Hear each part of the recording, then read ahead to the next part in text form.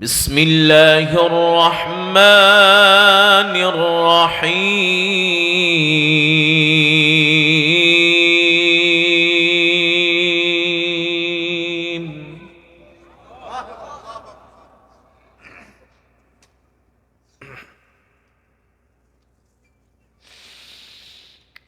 ولله ملك السماوات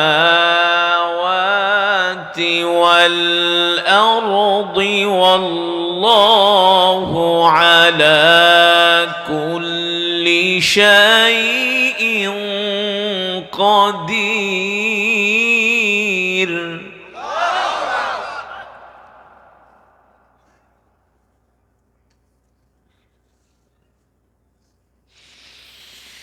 ولله ملك السماوات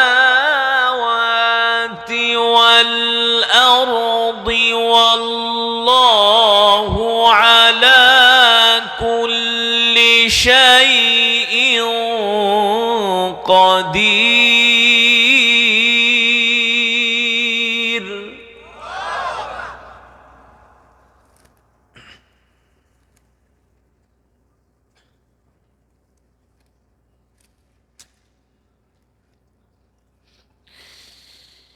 إن في خلق السماوات والأرض واختلاف الليل والنهار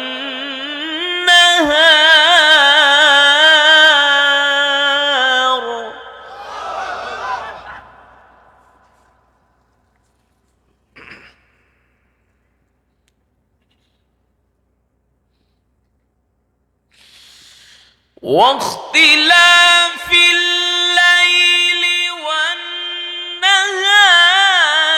لآيات لأولي الألباب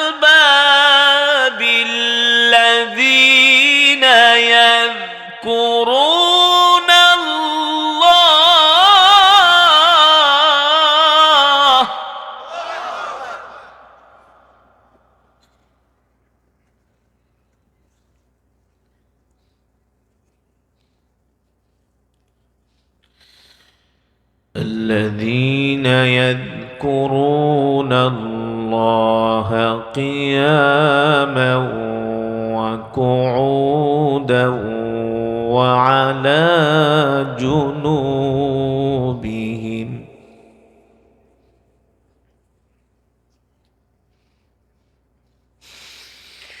الذين يذكرون الله قياما وقعودا وعلى جنوبهم ويتفكرون في خلق السماوات والأرض ربنا ما خلقت هذا باطلا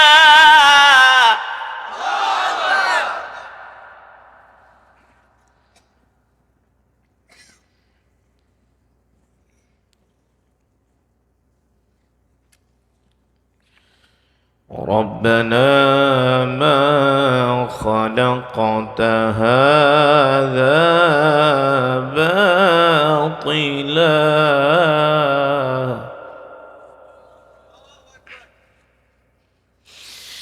ربنا ما خلقت هذا باطلا سبحانك فقنا عذاب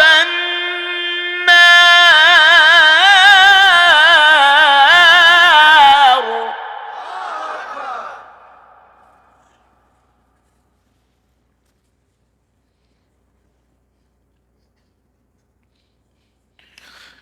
ربنا ما خلقت هذا باطلا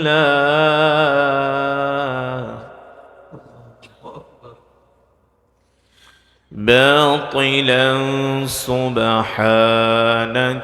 فقنا عذاب النار.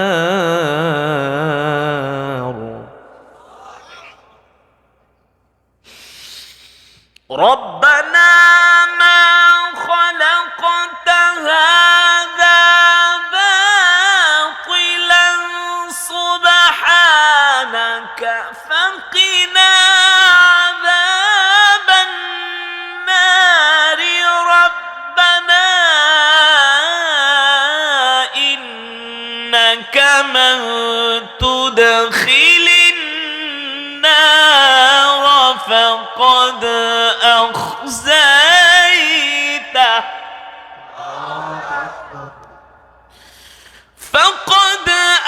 أخزيته وما للظالمين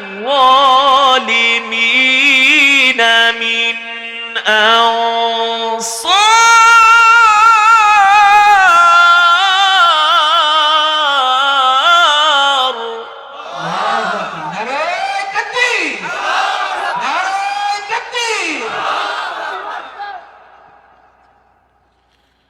ربنا ما خلقت هذا باطلا ربنا ما خلقت هذا باطلا ربنا ما خلقت هذا باطلا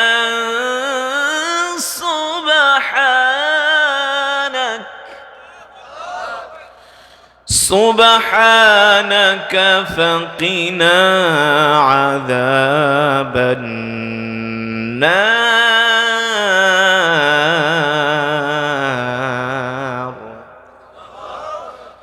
سبحانك فقنا عذاب النار.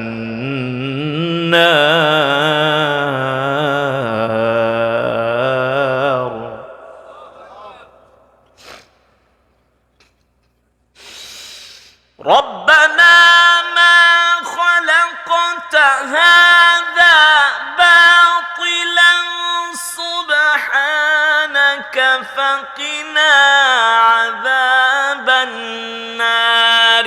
ربنا إنك من تدخل النار فقد أخزيته وما للظالمين من أنصار. فقد أخزيته وما للظالمين من أنصار.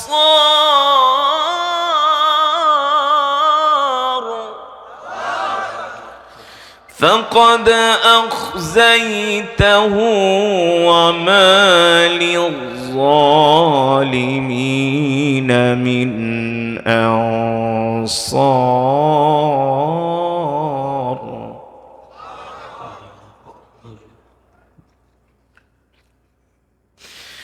ربنا إننا سمعنا مناديا ينادي للإيمان أن آمنوا بربكم فآمنا.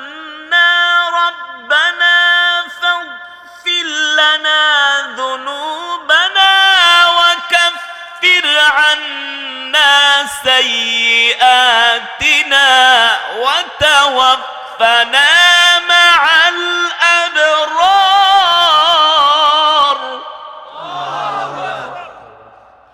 وتوفنا مع الأبرار.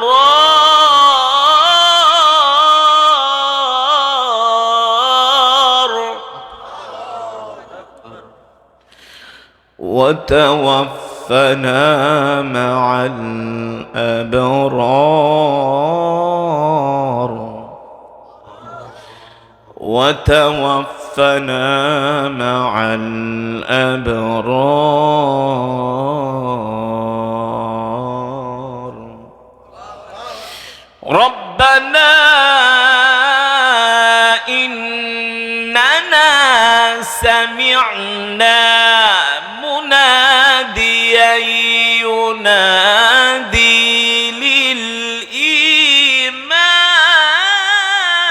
للإيمان ربنا إننا سمعنا مناديا ينادي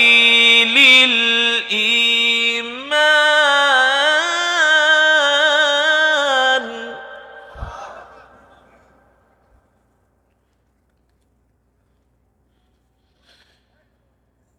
مناديا ينادي للإيمان أن آمنوا بربكم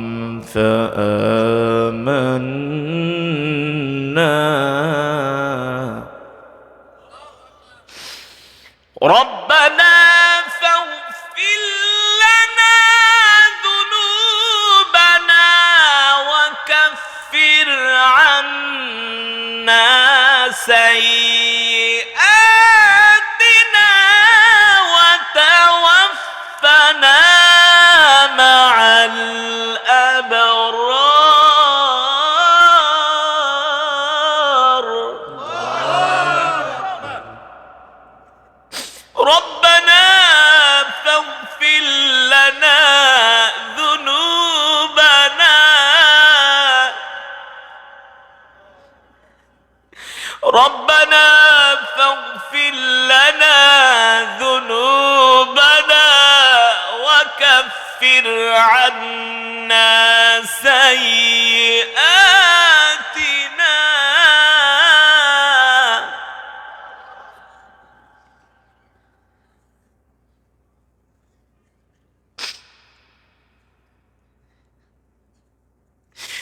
ربنا فاغفر لنا ذنوبنا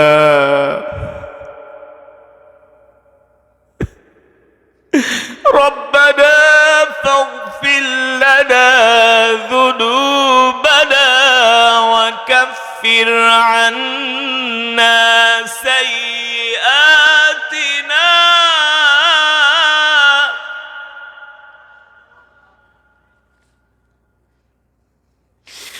ربنا فاغفر لنا ذنوبنا وكفر عنا سيئاتنا وتوفنا مع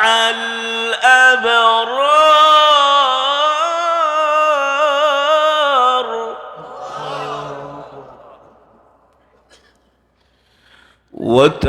وتوفنا مع الأبرار وتوفنا مع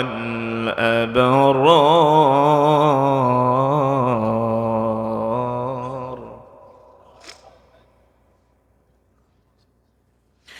وتوفنا مع الأبرار ربنا وآتنا ما وعدتنا على رسلك ولا تخزنا يوم القيامة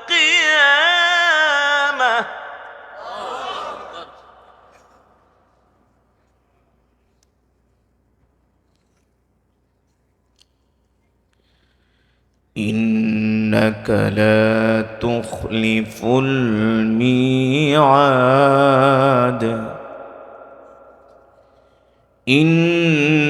إنك لا تخلف الميعاد إن إنك لا تخلف الميعاد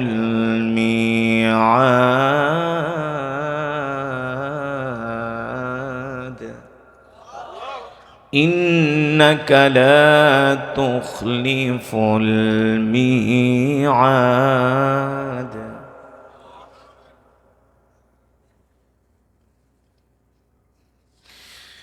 الله أكبر ولله الحمد. بسم الله الرحمن الرحيم. قل هو الله أحد الله الصمد لم يلد ولم يولد ولم يكن له كفوا أحد. لم يلد ولم يولد ولم يكن له كفوا أحد.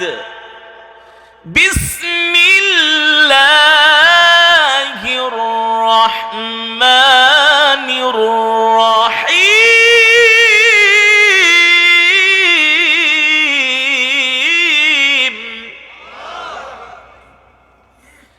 بسم الله الرحمن الرحيم. قل هو الله.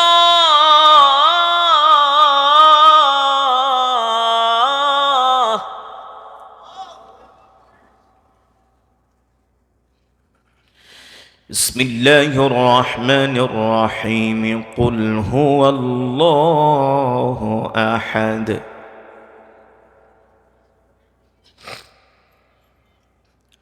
الله الصمد لم يلد ولم يولد. الله الصمد لم يلد ولم يولد ولم يكن له كفوا أحد. بسم الله الرحمن الرحيم. قل هو الله أحد الله الصمد لم يلد ولم يولد ولم يكن له كفوا أحد. لم يلد ولم يولد ولم يكن له كفوا أحد. لم يلد ولم يولد ولم يكن له كفوا أحد. صدق الله العلي العظيم. আমরা সকলেই বলি আলহামদুলিল্লাহ, আর ঈমানি আওয়াজ দিয়ে পড়ি আলহামদুলিল্লাহ। ঈমানদার মুসলমান, সমস্ত প্রশংসা কার জন্যে? আরো জোরে বলুন। একমাত্র মহান রব্বুল আলামিনের জন্য, যিনি আমাদেরকে সৃষ্টি করেছেন। ঠিক কিনা বলেন? ঈমানদার মুসলমান, আমাদের হায়াতের মালিক কে? আমাদের রিজিকের মালিক কে? আমরা কার গোলাম? জোরে বলুন। বয়ান কি চলবে? কতক্ষণ? কতক্ষণ? মাত্র 15 থেকে 20 মিনিট বয়ান হবে, কিন্তু একজনও উঠাউঠি করা যাবে না। রাজি আছেন? হ্যাঁ, আমি বুঝি আপনারা কর্মব্যস্ত মানুষ, সকালে অনেকের অফিস আছে না, ফ্যাক্টরিতে যেতে হবে, আমি জানি। সুতরাং অল্প সময় কিছু কোরআনের কথা হবে, যেই কথাগুলো শুনলে ঈমানের পাওয়ার বাড়বে।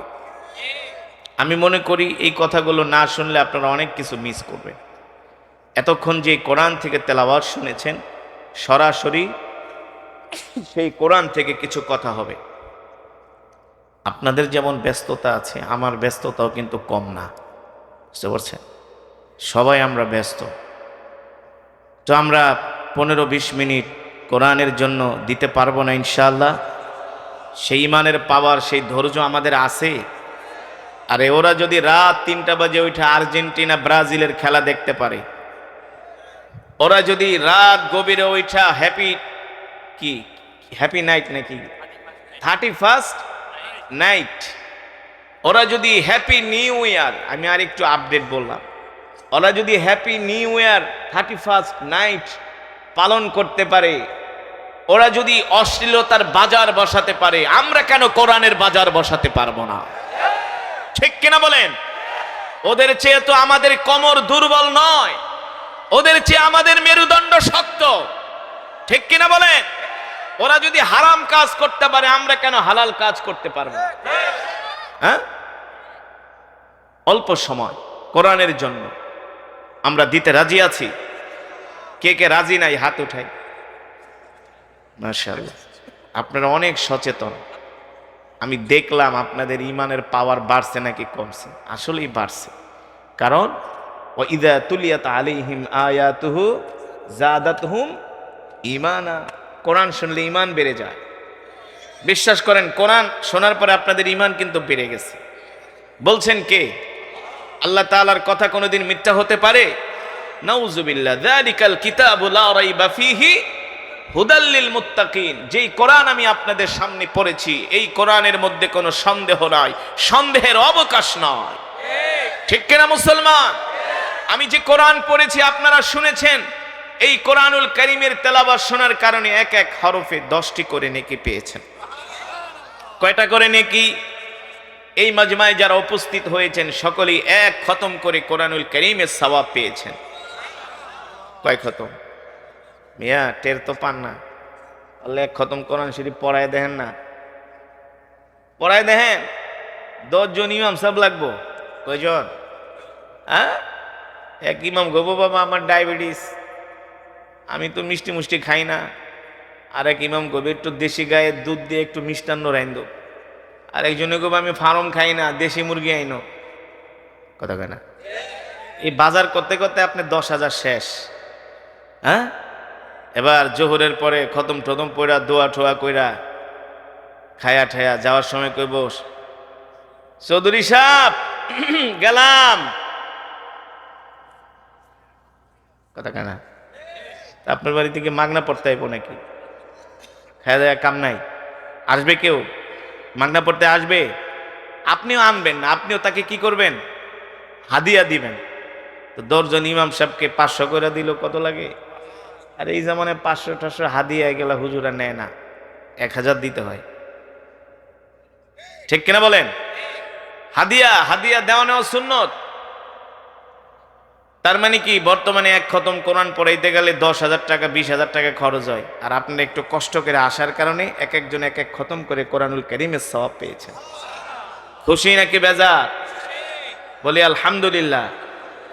এই কারণে তো উচিত ফজর পর্যন্ত বসে থাকা। আল্লাহু আকবার, আল্লাহু আকবার।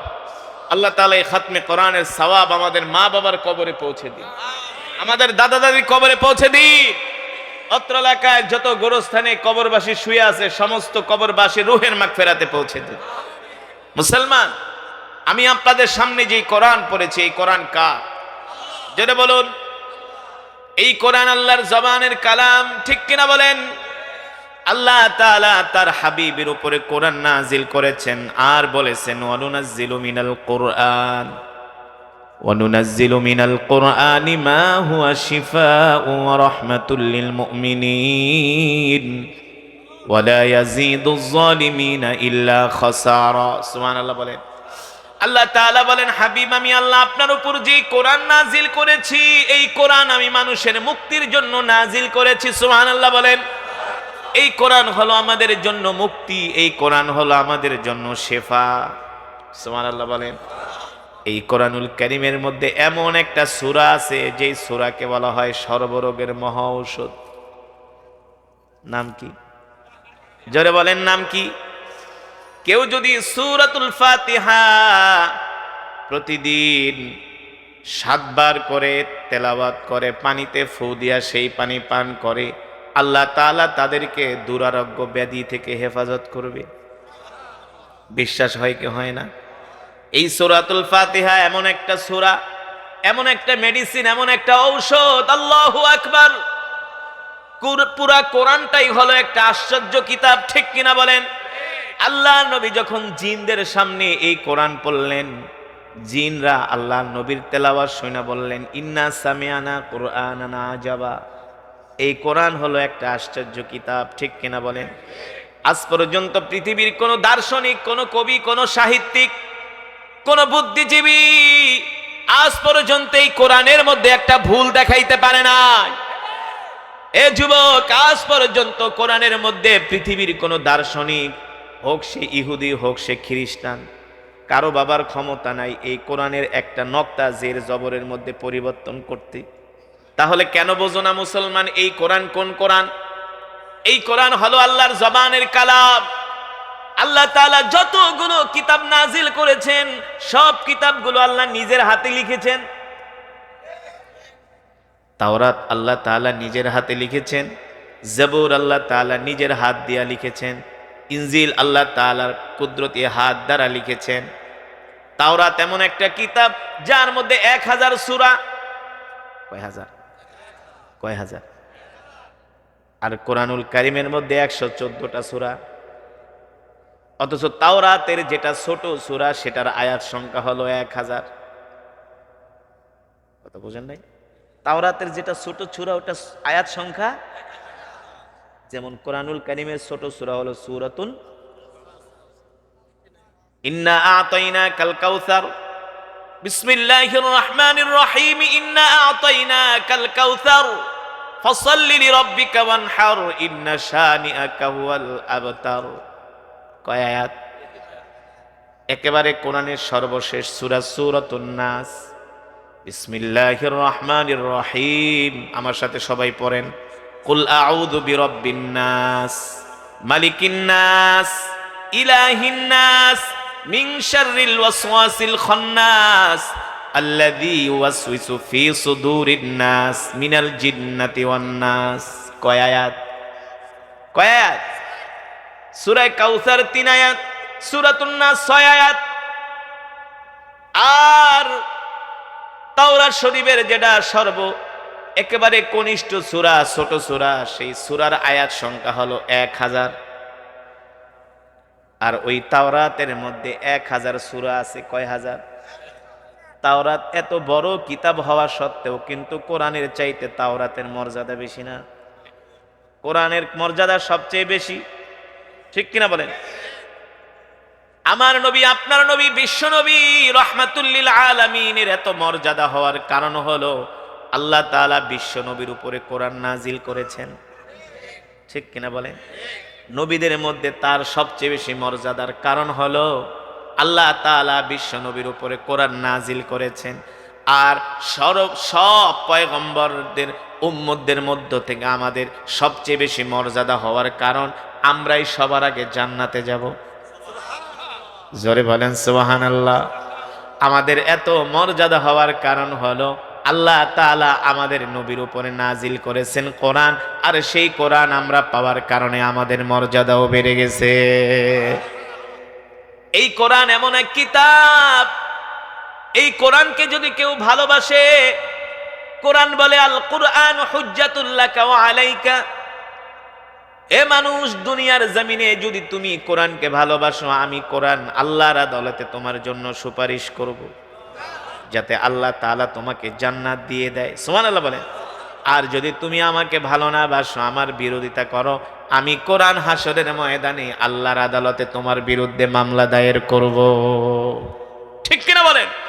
তার মানে কোরআনকে ভালোবাসলে জান্নাত পাওয়া যায়, আর কোরআনকে ভালো না বাসলে জাহান্নামে যেতে হয়, ঠিক কিনা বলেন? আল্লাহ রাসূলের হাদিস, তলাবুল ইলমি ফারিদাতুন আলা কুল্লি মুসলিম। কোরআনুল কারীম শিক্ষা করা প্রত্যেকটা মুসলমানের উপরে ফরজ, পুরুষ এবং নারী উভয়ের উপরে ফরজ। এবার মুসলমান, আপনি নিজেরটা নিজেই প্রশ্ন করেন, আপনি কি কোরআন পড়তে জানেন কি জানেন না? সমাজের কত পার্সেন্ট মানুষ কোরআন পড়তে পারে? আলেমরা সারা সমাজের 2% মানুষও সহি করে কোরআন পড়তে পারে না। কি মনে করছেন ফেরেশতাদের মায়ের একটাও মাটিতে পড়বো না? ফেরেশতাদের মায়ের পিটানি একটাও মাটিতে পড়বো না? মিয়া কোরআন পড়তে পারেন না, কোরআন শুনতেও আসেন না, এই সমাজে কিছু মুসলমান আছে যারা আবু জেহেলের চেয়ে নিকৃষ্ট, ঠিক কিনা বলেন? যারা নিজেরা কোরআন পড়তে পারে না, কোরআন শুনতেও আসে না। হ্যাঁ, আল্লাহর নবী যখন মক্কার জমিনে কোরআন পড়তেন, দিনের বেলা আবু জেহেলরাই কোরআনের বিরোধিতা করত।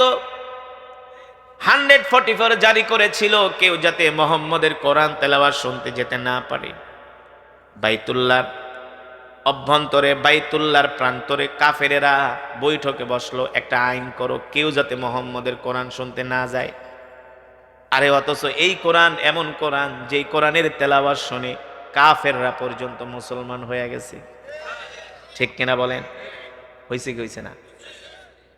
আবু জেহেলরা মিটিং এ বসলো যাতে মুহাম্মদের কোরআন শুনতে কেউ না আসে। কি করা যায়, কি করা যায়? আবু জেহেল বলল, কেউ যদি মুহাম্মদের কোরআন শুনতে যায় তাকে চরমভাবে শাস্তি দেওয়া হবে, পানিশমেন্ট দেওয়া হবে, জেল করা হবে, জরিমানা করা হবে। তার জন্য আবু জেহেল আইন করলো, আবু লাহাব আইন করলো, উতবা সাইবারা আইন করলো, কেউ যাতে মুহাম্মদের কোরআন শুনতে না যায়। এই আইন করে তারা রাত্রবেলা বাড়িতে চলে গেল।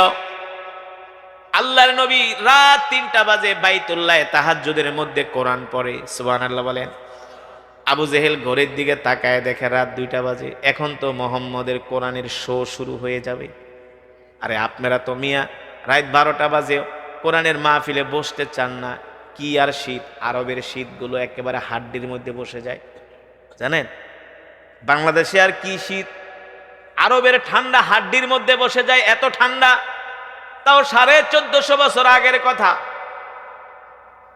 সিরাতের কিতাবের মধ্যে আসছে আবু জেহেল 1টা না 2টা না 3টা কম্বল পেঁচাইছে। কয়টা? এ মুসলমান, এই কথা শোনার পরেও যদি তোমার আকল না হয়, কোরআনের প্রতি ভালোবাসা না আসে, তাহলে বুঝতে হবে তোমাকে শয়তানে ধরছে, ঠিক কিনা বলেন? আবু জেহেল 1টা না 2টা না 3টা কম্বল পেঁচায়া আল্লাহর নবীর তেলাওয়াত শোনার জন্য বাইতুল্লাহে আসবে। ঘড়ির দিকে তাকায় 2টা বেজে গেছে। কিন্তু সমস্যা হলো আবু জেহেলের স্ত্রীর নাম হলো উম্মে জামিল। নাম কি? উম্মে জামিল ছিল মহিলা টাইপের নেত্রী। বাংলাদেশে কিছু মহিলা টাইপের নেত্রী আছে না, ওই যে পুরুষদের আগে আগে স্লোগান দেয় না, দেখবেন সব দলের মধ্যে আছে, শুধু হুজুরদের দল বাদ ছাড়া। মহিলা নেত্রী আছে না? এই মহিলা নেত্রী টাইপের মহিলা ছিল উম্মে জামিল, আবু জেহেলের স্ত্রী। আবু জেহেল প্রতিদিন চুরি কইরা পালায়া পালায়া আল্লাহ নবীর তেলাওয়াত শুনতে চলে যায়। উম্মে জামিল ঘুম থেকে ওইটা আবু জেহেলরে পায় না।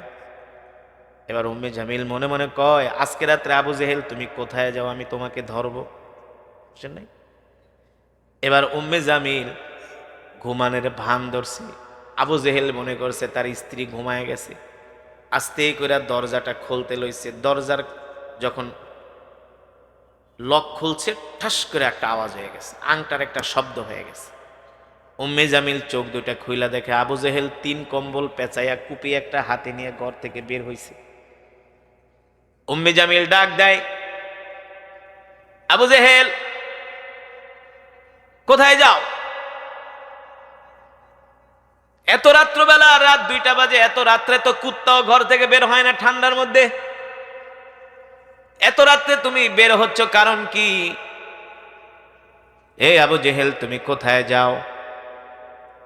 আবু জেহেল তার স্ত্রীকে বলে, চুপ কর বেটি, জ্বালাজালি করিস না, ভালো কাজে যাইতেছি। আসলেই তো ভালো কাজে যায় না? আল্লাহ নবীর জবানে কোরআন শুনতে যাইতেছে, এর চাইতে আর ভালো কাজ হইতে পারে নাকি? বলে, বেটি চুপ থাক। উসকুত ইয়া জাওজি, ইয়া জাওজিল গালি, প্রিয়তমা স্ত্রী ডিস্টার্ব করো না। ইফতাহিল বাব, দরজা খুলে দাও, আমাকে যেতে দাও। আবু জেহেলের স্ত্রী কম্বল টাইনা ধরছে, কেন না তোমার চরিত্র ভালো না, রাইতের বেলা কই যাও? কে সিসি, এভাবে বলে না, আমি ভালো কাজে যাচ্ছি। উম্মে জামিল বলে, ভালো কাজ কোন কাজে যাও আমাকে বলতে হবে, যদি না বলো আজকে তোমাকে ঘর থেকে বের হতে দিব না। আবু জেহেল তো পড়ছে বিপদে, এইদিকে তো আল্লাহর নবী কোরআনুল কারীমের তেলাওয়াতের শো শেষ হয়ে যাবে, তাহাজ্জুদের সময় আর কতক্ষণই থাকে, বুঝেন নাই? আবু জেহেল পাগল পারা হয়ে গেছে, কিভাবে ঘর থেকে বের হওয়া যায়, আবু জেহেলের স্ত্রী ছাড়ে না। এক পর্যায়ে আবু জেহেল বলে, তুমি আমাকে যেতে দাও। উম্মে জামিল বলে, আমি যেতে দিব না। আবু জেহেল বলে, আমি কোথায় যাই তোমাকে বলতে পারি, তুমি আর আমি ছাড়া এই কথা মক্কার কোনো মানুষকে বলবা না। যদি বলো প্রিয়তমা স্ত্রী, আগামীকাল সকালে মক্কার মানুষের মায়ের একটাও মাটিতে পড়বো না। তাইলে কিন্তু তোমার আবু জেহেলের নেতাগিরি থাকবে না, নেতৃত্ব থাকবে না। উম্মে জামিল বলে, ঠিক আছে কোথায় যাও বলো আমাকে। আবু জেহেল বলে, শোনো, আমরা আজকে বাইতুল্লাহর প্রাঙ্গণে বৈশা মিটিং করেছি, যাতে মোহাম্মদের কোরআন তেলাওয়াত কেউ শুনতে যেতে না পারে। যেহেতু আজকে প্রথম রাত, এই রাত্রবেলা কেউ যাবে না, এই সুযোগটা আমি হাতছাড়া করতে চাই না। এই সুযোগে আমি একা একা বৈশা বৈশা বাইতুল্লাহ যায় মোহাম্মদের তেলাওয়াত শুনবো। জোরে বলেন সুবহানাল্লাহ। এই কোরআন হলো আল্লাহর জবানের কালাম। যেই কোরআনের তেলাওয়াত শুনলে পাথরের মতো হৃদয়টা মোমের মতো গলে যায়, ঠিক কিনা বলেন? এই যে কাতারে বিশ্বকাপ ফুটবল খেলা হলো, এই বিশ্বকাপ উদ্বোধনীতে সূরাতুর রহমানের তেলাওয়াত হয়েছিল। সেই তেলাওয়াত শুনে ফিফার ওয়েবসাইট, কাতারের ওয়েবসাইট, তারা লিখেছে ওই তেলাওয়াত শোনার পরে 800-র মতো অমুসলিম কালেমা পড়ে মুসলমান হয়েছে। মুসলমানদের সংস্কৃতি দেখে, ঐতিহ্য দেখে, মুসলমানের কোরআন দেখে, মুসলমানের সৌন্দর্য দেখে তারা কালেমা পড়ে মুসলমান হয়েছে। এটা 1450 বছর আগের কথা না, এখনো অনেক কাফেররা কালেমা পড়ে মুসলমান হচ্ছে, ঠিক কিনা বলেন? ঠিক না? ও মুসলমান, এই কোরআনের তেলাওয়াত শুনলে কত কাট্টা কাফেররা পর্যন্ত আল্লাহ রসুলের কাছে মাথা নত করেছে। খাত্তাবের ছেলে ওমর, যে ওমর ছিলেন কাট্টা কাফের, যিনি আল্লাহ রসুলের কল্লা কাটার জন্য আসছিলেন, কথা বলে না, না, আল্লাহর নবীর কল্লা কাটার জন্য আসছিলেন ওমর। এই কোরআনের তেলাওয়াত শুনে হযরত ওমর কালেমা পড়ে মুসলমান হয়েছে। আল্লাহু আকবার, জোরে বলেন আল্লাহু আকবার। 2017 সনের ঘটনা, আমি মালয়েশিয়াতে গিয়েছিলাম। মালয়েশিয়ার স্বাধীনতা দিবস, যাকে বলা হয় মারদেকা, নাম কি? আমাদের দেশে বলা হয় স্বাধীনতা দিবস, ইন্ডিপেন্ডেন্ট ডে, আর মালয়েশিয়ার স্বাধীনতা দিবসের নাম হলো মারদেকা। ওরা ওদের স্বাধীনতা দিবসে প্রতি বছর পৃথিবীর বিভিন্ন দেশ থেকে কারি সাহেব এনে কোরআন তেলাওয়াতের মাহফিল করে। মালয়েশিয়ার বড় বড় দৃষ্টিনন্দন মসজিদগুলোতে কোরআন তেলাওয়াতের মাহফিল করে। তা আমি 2 বছর গিয়েছি। কুয়ালালামপুরের একটা মসজিদ, নাম হলো মসজিদে জামেক। নাম কি? মসজিদে জামেক। যারা মালয়েশিয়া ঘুরতে যায় ওই মসজিদে এক ওয়াক্ত নামাজ পড়বেই। মসজিদে জামেক এত সুন্দর মসজিদ, আপনার ঢুকলে আর বের হতে মন চাইবে না, এত দৃষ্টিনন্দন। তো এই মসজিদে জামেকে আমার প্রোগ্রাম। আসরের নামাজের পরে আমার নাম ঘোষণা করা হলো। আমি কোরআনুল কারীম থেকে তেলাওয়াত করতেছি, দেখি অসংখ্য চাইনিজ, আমেরিকান, ইউরোপিয়ান, পাশ্চাত্যের অনেক খ্রিস্টান ছেলেমেয়েরা তারা মসজিদের, আপনারা যেমন দাঁড়ায় আছেন, তারা মসজিদের আঙ্গিনার পাশে দাঁড়ায় আছে। আয়েশা বলতেছে, আমাদেরকে ঢুকতে দাও, এন্ট্রি দাও। মসজিদ কমিটি বলতেছে, তোমরা অমুসলিম, তোমাদের গায়ে পোশাক নাই। ওই দেশের মেয়েরা তো, আমেরিকা, ইউরোপের মেয়েরা তো আর আমাদের দেশের মেয়েদের মতো পোশাক পরে, পুরা শরীর অর্ধনগ্ন। বলে এই অবস্থায় তো মসজিদে ঢোকা যাবে না। তো ওই সব দেশের মসজিদে আলাদা ইউনিফর্ম থাকে, বোরকার মতো। ওই ইউনিফর্মগুলো পরে পরে ওরা ঢোকে, ঢুকে ভিজিট করে, ঘুরে, মুসলমানের ইতিহাস ঐতিহ্য দেখে। পরে বলতেছে আমাদেরকে ঢুকতে দাও। বলে ইউনিফর্ম শেষ। দেখতেছি অনেক মহিলারা ব্যাগ থেকে ওদের বস্ত্রগুলো বের করে বুক ঢাকতেছে, মাথা ঢাকতেছে, ঢেকে ওরা ঢুকতেছে। ঢুইকা মসজিদের আঙ্গিনায় দাঁড়া, মসজিদের বারান্দায় বসে বসে তেলাওয়াত শুনতেছে। অসংখ্য, অগণিত। তো আমার যখন প্রোগ্রাম শেষ হলো, আমি দেখি অনেক অমুসলিম। আমি জিজ্ঞেস করলাম, ওদেরকে কি ইনভাইট করা হয়েছে? বলে না, ওরা তেলাওয়াত শুনে কোরআনের সুরের মূর্ছনায় আবেগ আপ্লুত হয়ে ওরা মসজিদে প্রবেশ করেছে। এই কোরআন এমন এক কিতাব, যত বড় কাট্টা কাফেরের সামনে পড়েন দেখবেন ওদের মাথা নত হয়ে যাবে কোরআনের কাছে। ঠিক কিনা বলেন? এই কোরআনের তেলাওয়াত শুনে কত অমুসলিম বড় বড় খেলোয়াড়, কত নায়ক নায়িকা, গায়ক গায়িকারা মুসলমান হয়েছে। হ্যাঁ, কত বড় বড় খ্রিস্টান পণ্ডিতরা কালেমা পড়ে মুসলমান হয়েছে। কিন্তু আজ পর্যন্ত ইতিহাস দেখাইতে পারবেন যে হিন্দুদের ধর্মগ্রন্থ শুইনা, খ্রিস্টানদের ইহুদিদের ধর্মগ্রন্থ শুইনা কোনো মুসলমান ওদের ধর্ম গ্রহণ করছে? ইম্পসিবল, প্রশ্নই আসে না। যদিও দুই একজন কুলাঙ্গার মুসলমান ধর্ম পরিবর্তন করে, সেটা করে অ্যাফেয়ারের কারণে, সম্পর্কের কারণে। কিন্তু ওদের ধর্মের প্রতি আসক্ত হয়ে, ধর্মীয় কিতাবের প্রতি আসক্ত হয়ে কখনো কোনো মুসলমান অমুসলিম ধর্ম, অন্যান্য ধর্ম গ্রহণ করে নাই, একমাত্র ইসলাম ছাড়া। ঠিক কিনা বলে?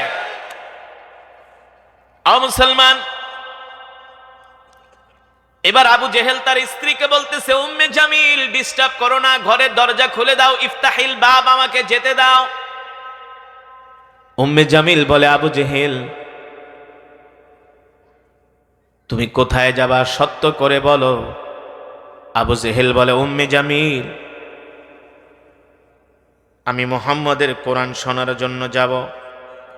সুবহানাল্লাহ বলে। উম্মে জামিল বলে, তুমি যদি মুহাম্মদের কোরআন শুনতে যাও, আমি গেলে সমস্যা কি? আমিও তো মুহাম্মদের কোরআন তেলাওয়াতকে ভালোবাসি। আরে আল্লাহর নবীর কোরআনের তেলাওয়াতকে কেন ভালোবাসবে না? আল্লাহর নবী হলেন রহমাতুল লিল আলামিন। নবীজির চেহারা দেখলেই তো সব কাফেররা কাইত হয়ে যাইত।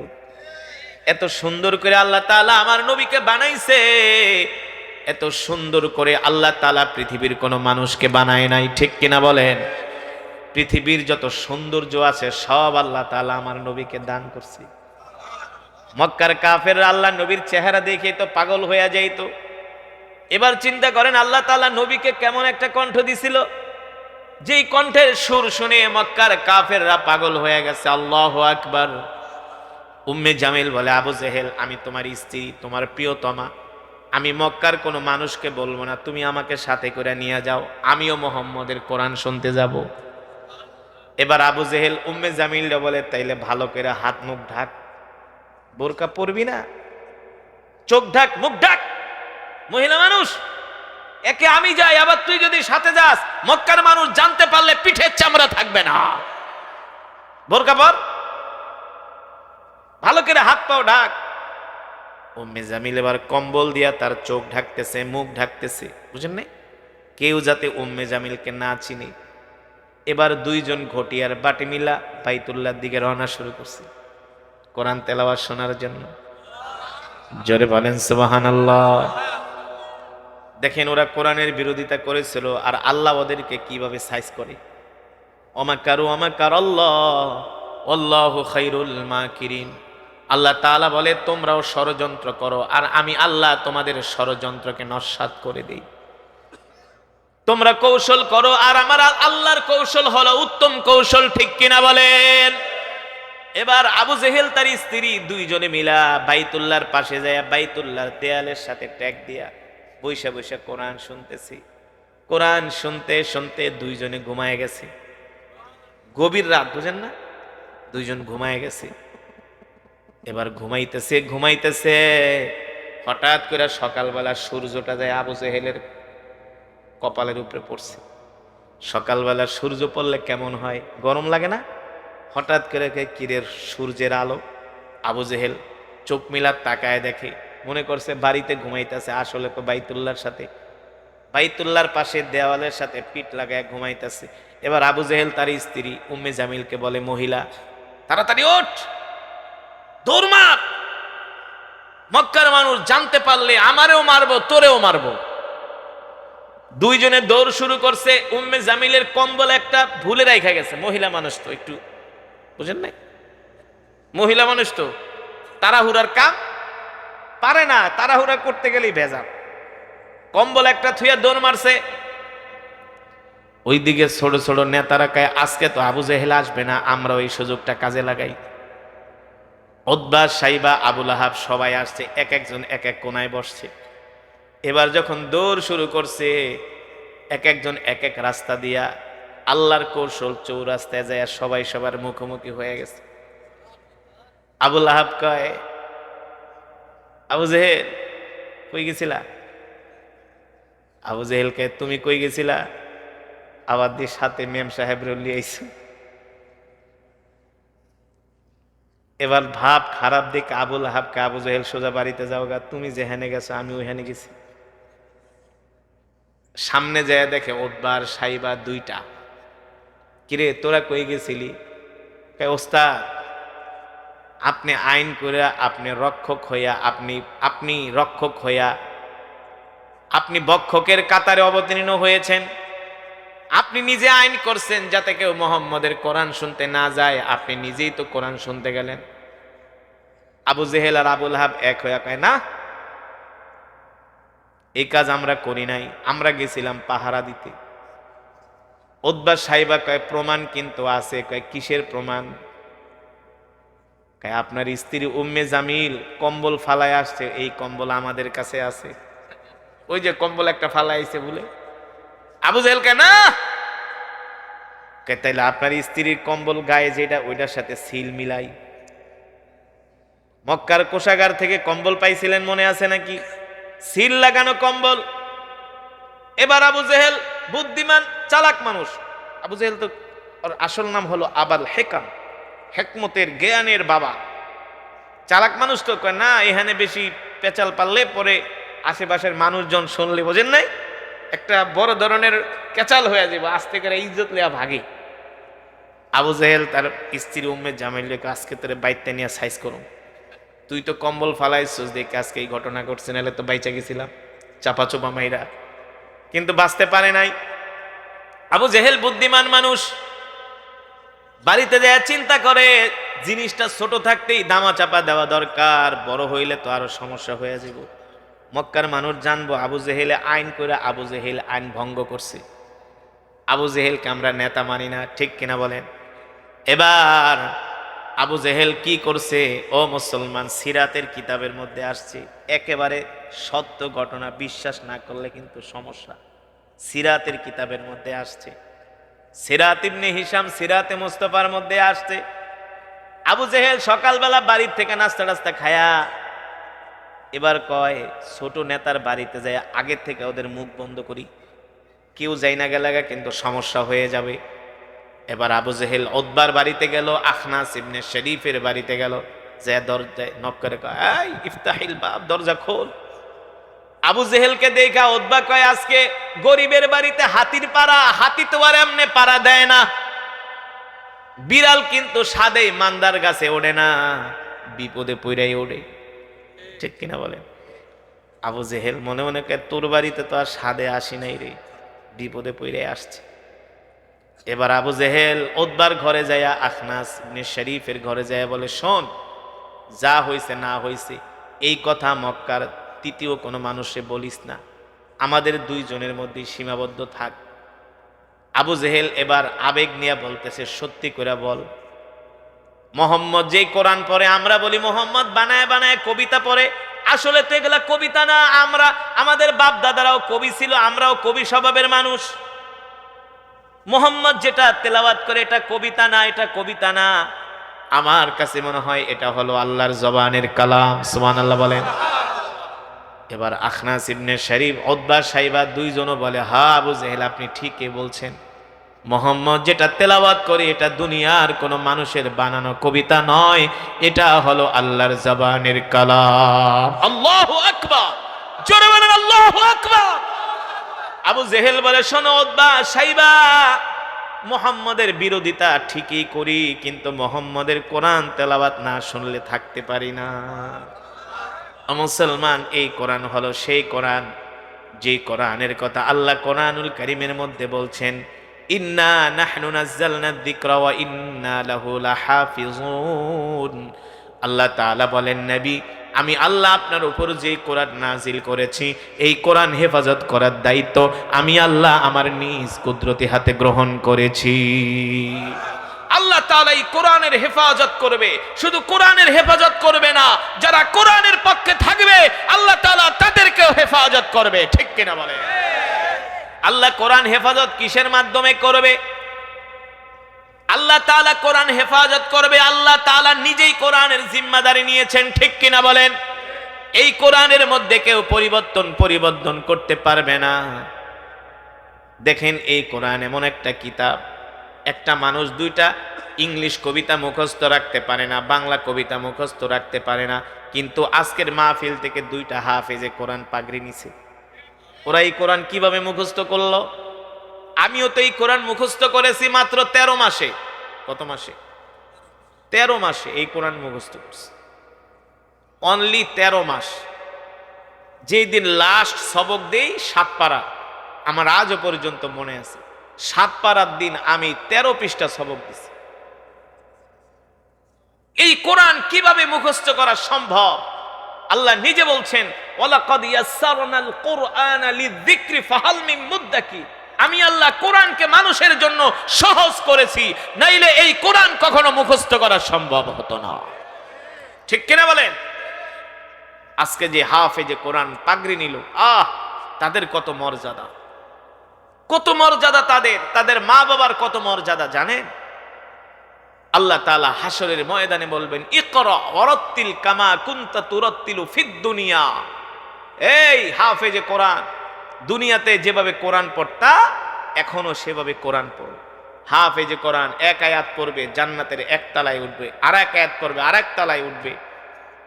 হাফেজে কোরআনদের একেবারে সর্বোচ্চ তালা হবে, যেখানে কোরআনের আয়াত শেষ সেখানে হবে তাদের বাসস্থান।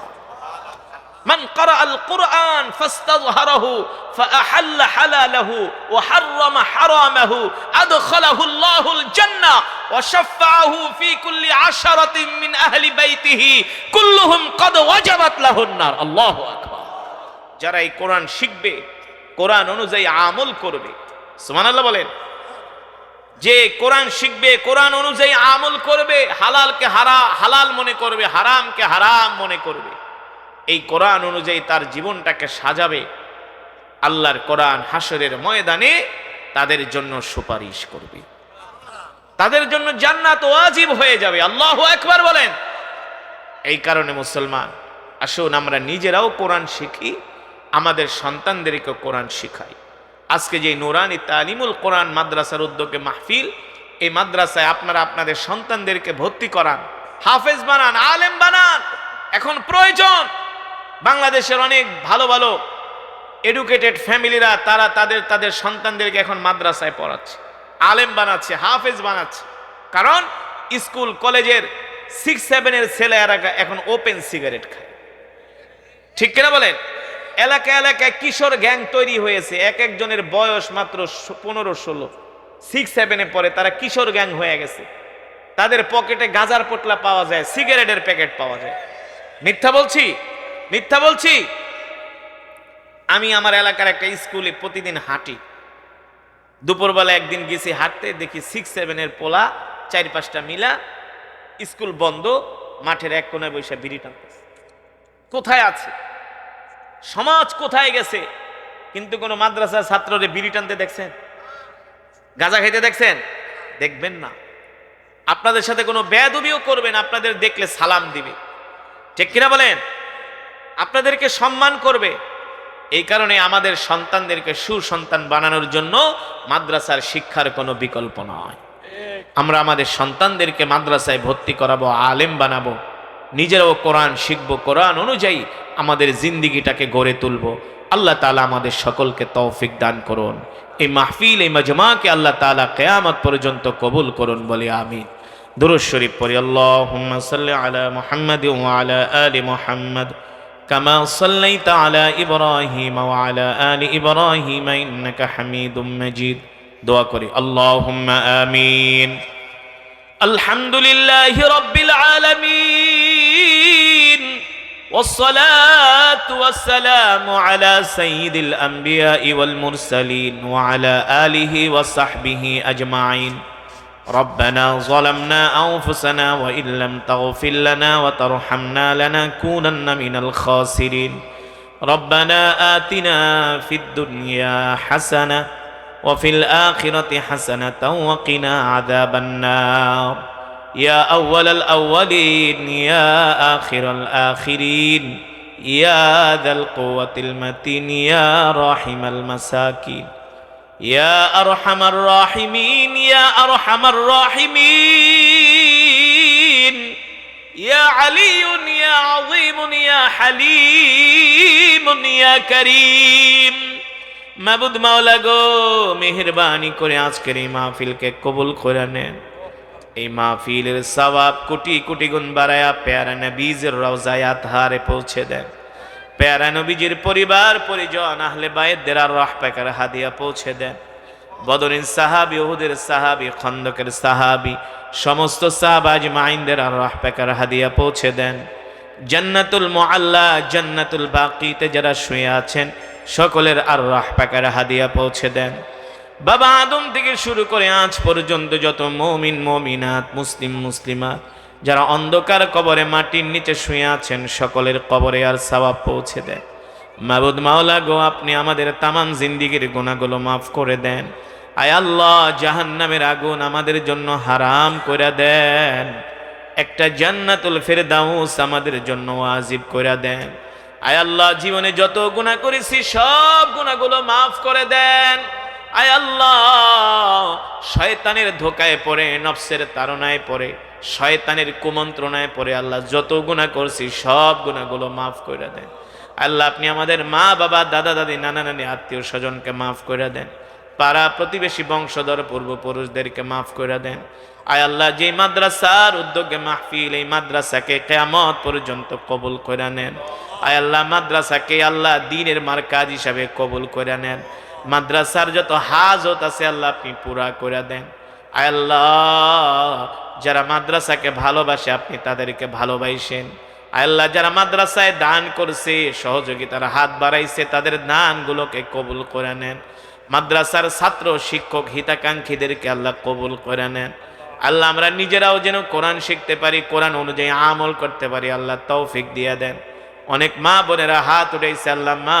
বোনদেরকে মাফ করে দেন সারা পৃথিবীর মুসলমানদের উপর রহম করেন ফিলিস্তিনি মুসলমানদের উপর রহম করেন আয় আল্লাহ গাজ্জার মুসলমানদের উপর রহম করেন আল্লাহ আপনি আমাদের দেশের উপর রহমত নাজিল করে দেন আয় আল্লাহ যে যে উদ্দেশ্যে হাত উঠাইছে সকলের মনের নেক আশাগুলো পূর্ণ করে দেন আয় আল্লাহ আমরা যারা অসুস্থ আমাদেরকে সুস্থতা দান করে দেন আয় আল্লাহ পরিপূর্ণ শেফায়ে আজেলা কামেলা দায়মা নসিব করে দেন সুস্থতার নিয়ামত আমাদেরকে দান করেন আল্লাহুম্মা ইন্নী আসআলুকাল আফিয়া আল্লাহুম্মা ইন্নী আসআলুকাল আফিয়া আল্লাহুম্মা আফিনি ফি বাদানি আল্লাহুম্মা আফিনি ফি সামঈ আল্লাহুম্মা আফিনি ফি বসরি লা ইলাহা ইল্লা আনত হাসবুনাল্লাহু ওয়া নি'মাল ওয়াকিল নি'মাল মাওলা ওয়া নি'মান নাসীর